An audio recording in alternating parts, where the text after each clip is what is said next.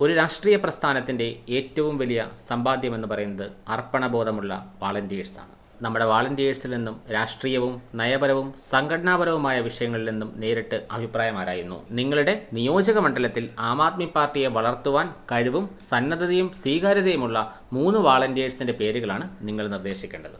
നമ്മുടെ membership portal വഴിയായിരിക്കും വാളണ്ടിയേഴ്സിന് അവരുടെ അഭിപ്രായങ്ങൾ പറയുവാനുള്ള അവസരം ലഭിക്കുക. 2022 നവംബർ 6, അതായത് ഈ വരുന്ന ഞായറാഴ്ച രാത്രി 8 മണി വരെ വാളണ്ടിയറായി രജിസ്റ്റർ ചെയ്തിട്ടുള്ള ആളുകളിൽ നിന്നുമാണ് അഭിപ്രായങ്ങൾ തേടുന്നത്.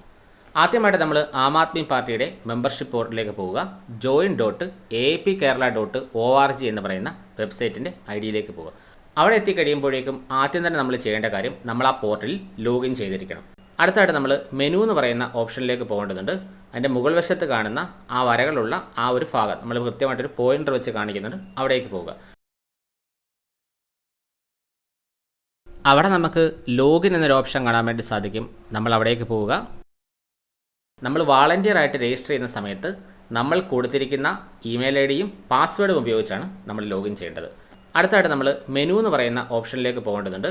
അതിൻ്റെ മുകൾ വശത്ത് കാണുന്ന ആ വരകളുള്ള ആ ഒരു ഭാഗം നമ്മൾ കൃത്യമായിട്ടൊരു പോയിൻ്റർ വെച്ച് കാണിക്കുന്നുണ്ട്. അവിടേക്ക് പോവുക.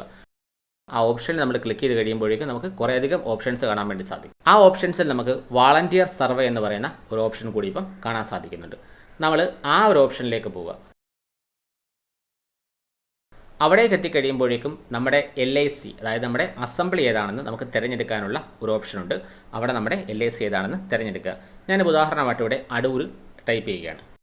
അങ്ങനെ നമ്മൾ LIC ടൈപ്പ് ചെയ്ത് കഴിയുമ്പോഴേക്കും അതിന് താഴെ കാണുന്ന കോളത്തിൽ നമ്മുടെ നിയോജക മണ്ഡലത്തിൽ മികച്ച രീതിയിൽ പ്രവർത്തനം നടത്തുവാൻ കഴിയുമെന്ന് നമ്മൾ വിശ്വസിക്കുന്ന 3 വാളണ്ടിയേഴ്സിൻ്റെ പേര് നൽകുവാൻ വേണ്ടിയുള്ള ഒരു അവസരം അവിടെയുണ്ട്. പ്രത്യേകം ഓർക്കേണ്ട ഒരു കാര്യമുണ്ട്. സ്വന്തമായിട്ട് ഒരാൾക്ക് അയാളുടെ പേര് തന്നെ കൊടുക്കുവാൻ പറ്റാത്ത തരത്തിലാണ് ഈ സംവിധാനം ചെയ്തിട്ടുള്ളത്. വാളണ്ടിയറായിട്ട് രജിസ്റ്റർ ചെയ്തിട്ടുള്ള ആളുകളുടെ പേരുകൾ മാത്രമേ നമുക്കിതിൽ നിർദ്ദേശിക്കുവാൻ സാധിക്കത്തുള്ളൂ. നമ്മൾ ഒരാളുടെ പേരിൻ്റെ ആദ്യ അക്ഷരം തന്നെ ടൈപ്പ് ചെയ്യുമ്പോഴേക്കും അദ്ദേഹം വാളണ്ടിയറായിട്ട് രജിസ്റ്റർ ചെയ്തിട്ടുണ്ടെങ്കിൽ അദ്ദേഹത്തിൻ്റെ പേര് താഴെ തെളിഞ്ഞു വരുന്നതായിട്ട് കാണാൻ വേണ്ടി സാധിക്കും. അങ്ങനെ നമുക്ക് ഓരോരുത്തരുടെയും പേരുകൾ ടൈപ്പ് ചെയ്ത് 3 പേരെ നമുക്ക് കൊടുക്കാൻ സാധിക്കും. ഒരാളുടെ പേരിനി അബദ്ധത്തിൽ സെലക്ട് ചെയ്ത് വരികയാണെന്നുണ്ടെങ്കിൽ അത് മാറ്റുവാനുള്ള അവസരം നമുക്കുണ്ട്.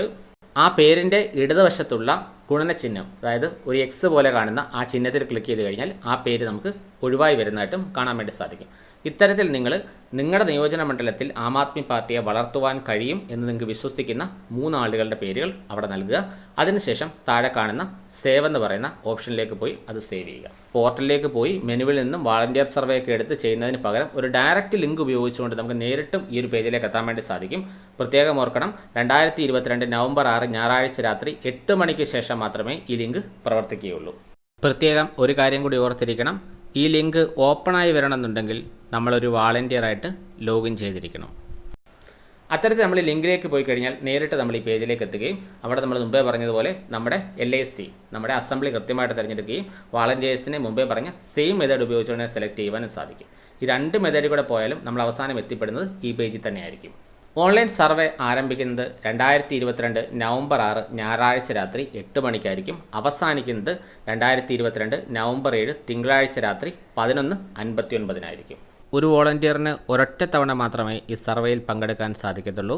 നിങ്ങളുടെ ഏറ്റവും പ്രധാനപ്പെട്ട ഈ ഒരു കടമയെ സത്യസന്ധമായും ആത്മാർത്ഥമായും ചെയ്യുന്നുണ്ടെന്ന് നിങ്ങൾ ഓരോ ആളുകളും ഉറപ്പുവരുത്തുക. നിങ്ങൾ ചെയ്യുന്നതിനോടൊപ്പം തന്നെ മറ്റുള്ള ആളുകളെ ഇത് ചെയ്യുവാൻ വേണ്ടി പരമാവധി സഹായിക്കുകയും ചെയ്യുക.